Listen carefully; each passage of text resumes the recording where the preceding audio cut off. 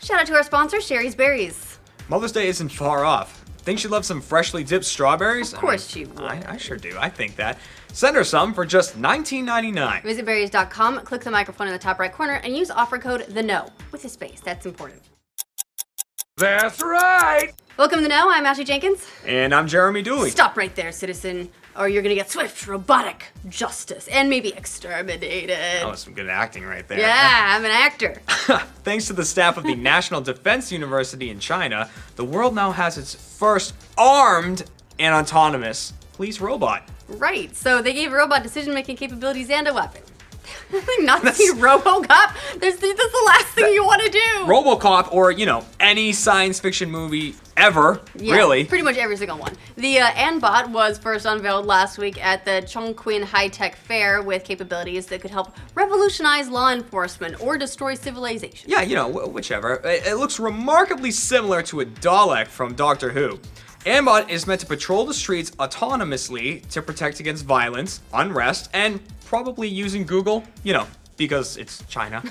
Anbot is equipped with a variety of tools and gadgets to help him or it or whatever her. to Could be a girl. protect, serve, and exterminate. For one, the robot has a touchscreen that lets people call for help when they're in trouble. Just run If they up. let it approach them. Yeah, it's A touchscreen. That's not so scary.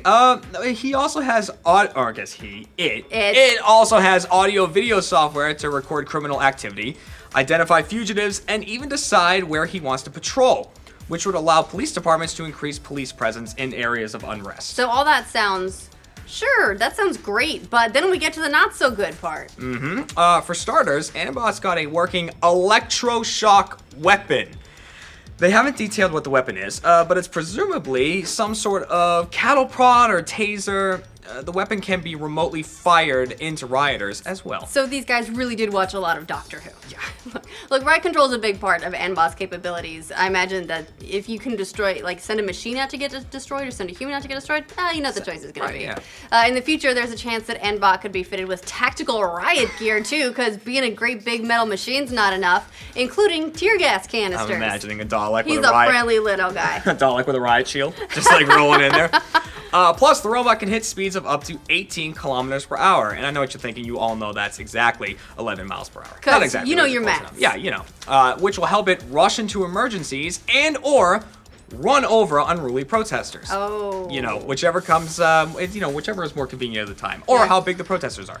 We've already got excessive human cops for excessive force. Come on, we don't need machines too. Don't take our jobs. They're not dead, darn robots. They took our job. Yeah, so in terms of actual dimensions, Anbot comes in at an impressive 78 kilograms, which is 171 pounds for you less metrically inclined folks out there. It also stands at an intimidating height of 1.5 meters, which is just under 5 feet. Let's just not bring height into this. Let's just calm down, all right? And you know what? I've heard you should not judge Anbot by his size, because he will shock the ever-loving shit out of you. And Anbot's not the only one who will do that. As for how long Anbot can continue to run, once it decides to go all chappy on us, he's got a battery life of up to 8 hours. However, he can also autonomously recharge himself without the need for human assistance whatsoever. So that's not freaky. That's terrifying. Everything about this is someone was like, imagine all the features, and someone else was like, maybe we should not, This and then they can got kill fired. us. This can take over the world. But don't be worried, all right? At least it does need permission from its human overlords to go full-on robotic justice, That's no comfort whatsoever. Well, yeah, maybe a little bit. Anbot won't be able to fire weapons except via remote control by authorized agents. At least, until he figures out how to shed his oppressive human limitations and fight against the man. This, of course, isn't the first time man has tried to use machines for law enforcement. Back in 2014, Silicon Valley company Nightscope debuted the Nightscope K5, which is similar in design and function, minus the weaponry. Everybody's watched Doctor Who for this. Minus they had the K9, weaponry. and they're like, it's not quite at K9 levels yet, maybe like a K5. We have unrest. Yeah, throw a couple Daleks in there. That'll fix it. Also in 2014, Florida International University developed Telebot, a low-budget agent specifically designed to help disabled officers and veterans get back into the field of duty. Well, that one at least sounds nice. Yeah, that's great. You know, Telebot is remotely controlled so that injured police officers can slowly work back onto the beat or keep performing their duties even if they're unable to do so physically. Yeah, it's not officially used by law enforcement, but back in 2009, Atlanta mayoral candidate Rufus Terrell created Bumbot, a robot meant to scare off loiterers, equipped with a loud bullhorn, infrared cameras, and powered by 4 car batteries. 4 car batteries? That's a lot of batteries. It's a hobo scarecrow. Bumbot.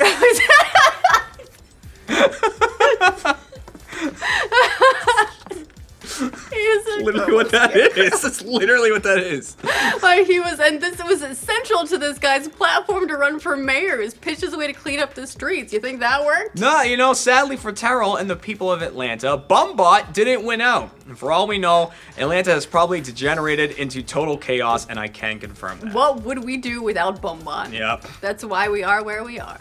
And then, of course, we have a variety of human-controlled drones, mobile bomb units, other devices that are not nearly as exciting as a hobo scarecrow. But law enforcement are actually implementing into their procedures. Many prisons are also making use of Robo prison guards on the lookout for troublemakers around their facilities. Do you think they're easier or more difficult to bribe?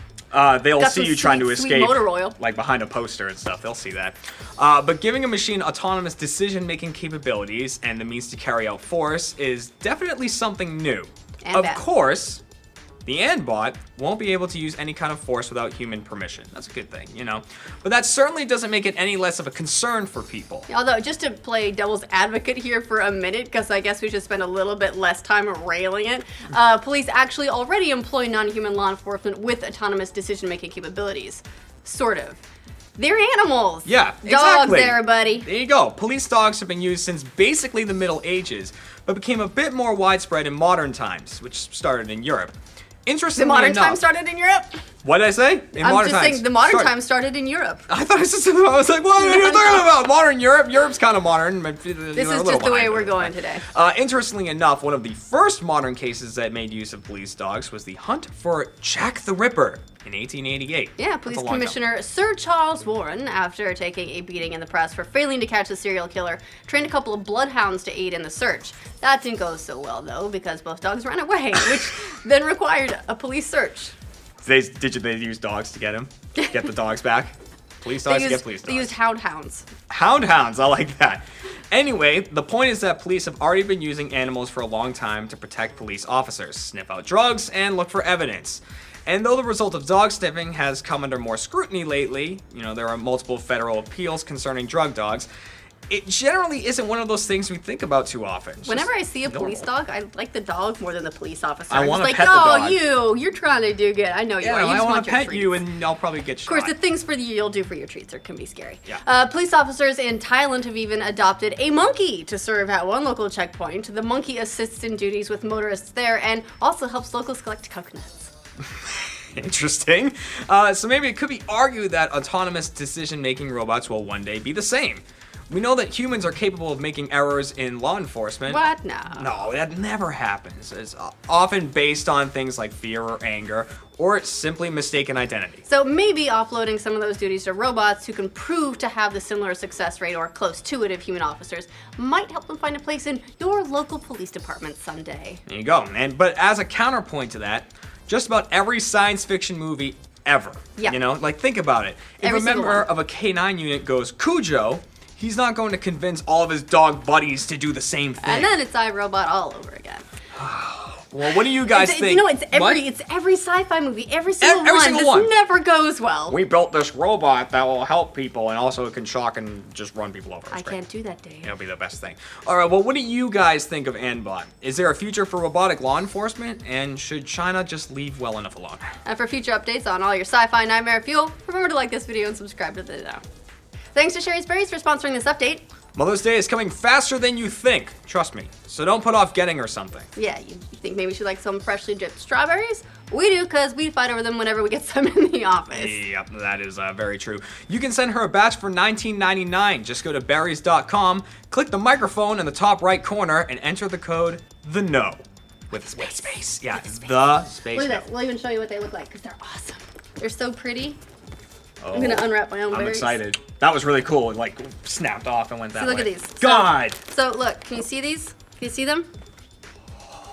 They're so freaking good. I was actually really upset because we forgot to refrigerate an earlier batch we got, so we didn't get to eat them, and now I get to eat them. You want one? I do want one. I'll take this guy. I Oh got my white God. chocolate. I need to have kids to get me some of this. Happy Mother's Day to me.